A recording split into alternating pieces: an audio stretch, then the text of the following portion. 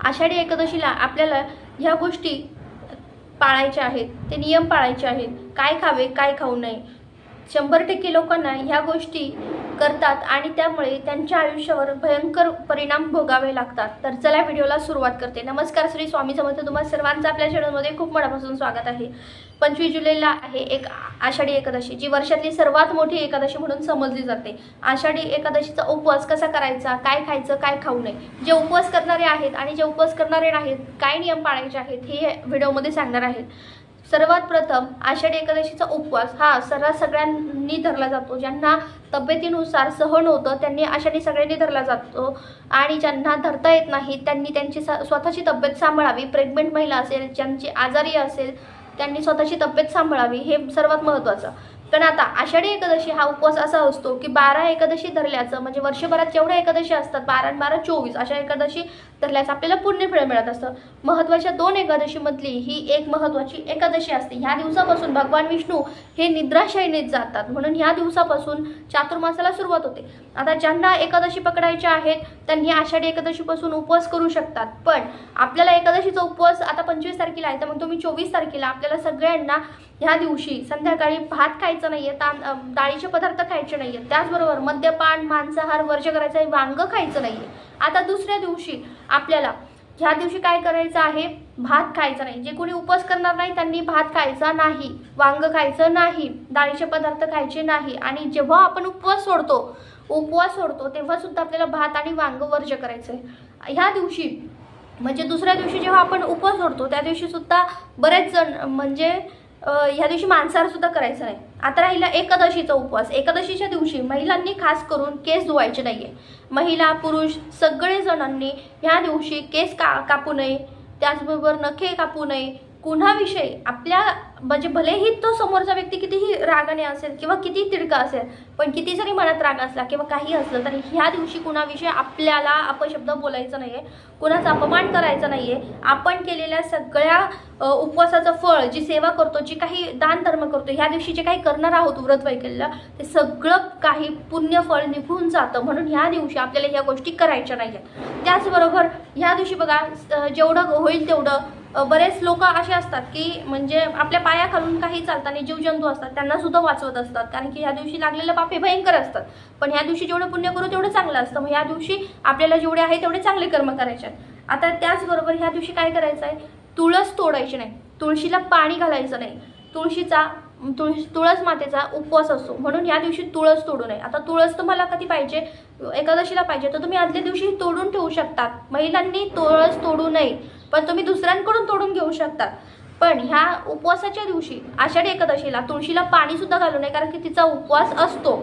आता तिला काय घालायचं, तिला तुम्ही थोडंफार दूध घाला, नसेल तर हळदी कुंकू वाहा आणि बस नमस्कार करा आणि ओम नमो भगवते वासुदेवाय नमः या मंत्राचा जप करायचा.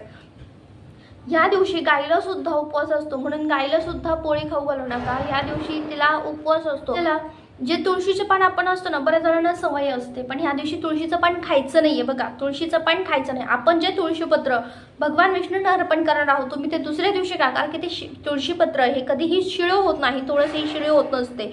जरी तुम्ही ते आदल्या दिवशी तोडलेलं असलं तरी, म्हणजे आपल्याला दशमीला हे सगळे नियम, बरेचसे नियम हे काय आहेत पाळायचे आहेत, एकादशीला पाळायचे आहेत. आणि तुम्हाला जर तुळशीचं पान खायचं असेल तर तुम्ही दुसऱ्या दिवशी खायचं आहे. त्याचबरोबर ह्या दिवशी भात खायचं नाही, भात वर्ज करायचा आहे, कारण की भातामुळे आपण जे काही उपवास करतो किंवा उपवास करत नाही तर ह्या दिवशी भात जर खाण्यात आला आपल्या, तर आपल्या असं म्हटलं जातं की जेवढे भाताचे दाणे असतात ना तेवढे आपल्या पोटात जंतू जात असतात, म्हणून भात खाणं. आता आषाढी एकादशीचा उपवास कसा करायचा आहे, आपल्याला संध्याकाळच्या दिवशी म्हणजे दशमीच्या दिवशी हा संध्याकाळी सूर्यास्तानंतर हा उपवास सुरू झालेला असतो. म्हणून या दिवशी आपल्याला फक्त हलकासा आहार घ्यायचा आहे, हलकासा नाश्ता करायचा आहे. आणि त्या दिवसापासून तर ते दुसऱ्या दिवशी म्हणजे द्वादशीच्या दिवशी सूर्योदय झाल्यानंतर हा उपवास तोपर्यंत असतो आणि त्याच्यानंतर मग उपवास सोडला जातो. मग जेव्हा आपण हा उपवास करतो तेव्हा कांदा लसूण सुद्धा म्हणजे त्या दिवशी दशमीला खायचं नसतं आणि जेव्हा उपवास सोडणार आहे त्या दिवशी सुद्धा खायचं नाही. अर्थात ज्यांना एकादशी आहे त्यांनी तर म्हणजे उपवासच असणार आहे, त्यांनी साबुदाणा असेल म्हणजे आपण साबुदाणा असेल किंवा भगरीचे पदार्थ किंवा फलाहार, दूध, कॉफी हे घेऊ शकतात. जर चुकून तुमच्याकडून उपवास मोडला गेला तर माफी मागा, जे काय आहे त्याच्यावर तुम्हाला उपवास म्हणजे तसंच सोडायचं आहे. म्हणजे सोडायचं काय म्हणायचं, आपल्याला तेवढंच खायचं आहे. त्याच्यानंतर तुम्ही कोणत्याही प्रकारचे उपवासाचे पदार्थ खायचे नाही. तुम्ही चहा, दूध, कॉफी घेऊ शकतात, पण उपवासाचे पदार्थ खायचे नाही. जेवताना तांब्याच्या पितळाच्या भांड्यात जेवू नये. मोहरी आणि हिंगाची सुद्धा फोडणी देऊ नये असं सुद्धा दिलेलं आहे.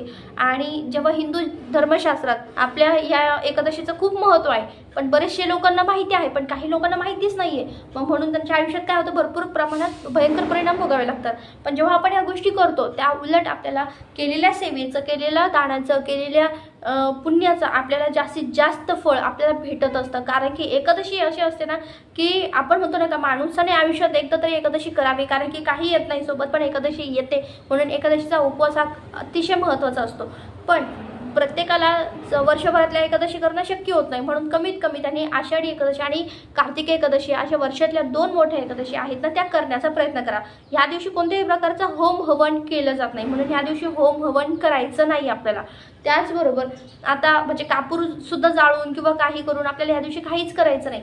आता ह्या दिवशी आणि केस जेव्हा धुतो आपण, तेव्हा केस धुताना असं होतं ना, की असं म्हटलं जातं की हिंदू धर्मशास्त्रात की जेव्हा आपण केस धुतो तेव्हा सर्व पुण्य निघून गेलेलं असतं. आता आदल्या दिवशी, दशमीच्या दिवशी आपल्याला काय करायचं आहे, ब्रह्मचर्याचं पालन करायचं आहे. आणि एकादशीच्या दिवशीसुद्धा ब्रह्मचर्याचं पालन करायचं आहे. कारण आपलं आचरण, आपल्या मनात चांगले सात्विक भाव ठेवले हेच खूप महत्त्वाचं असतात.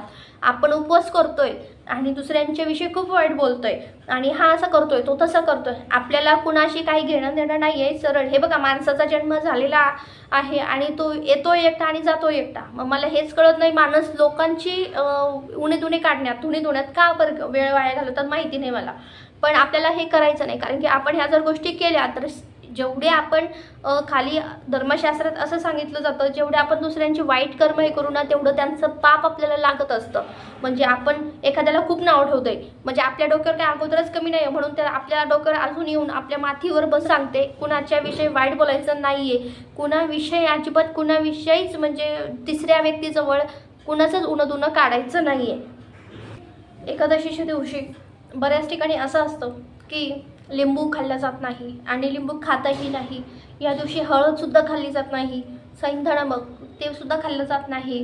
पण आपण नेहमी खिचडीमध्ये लिंबू टाकून खात असतो, ते सुद्धा या दिवशी वर्ष करतो.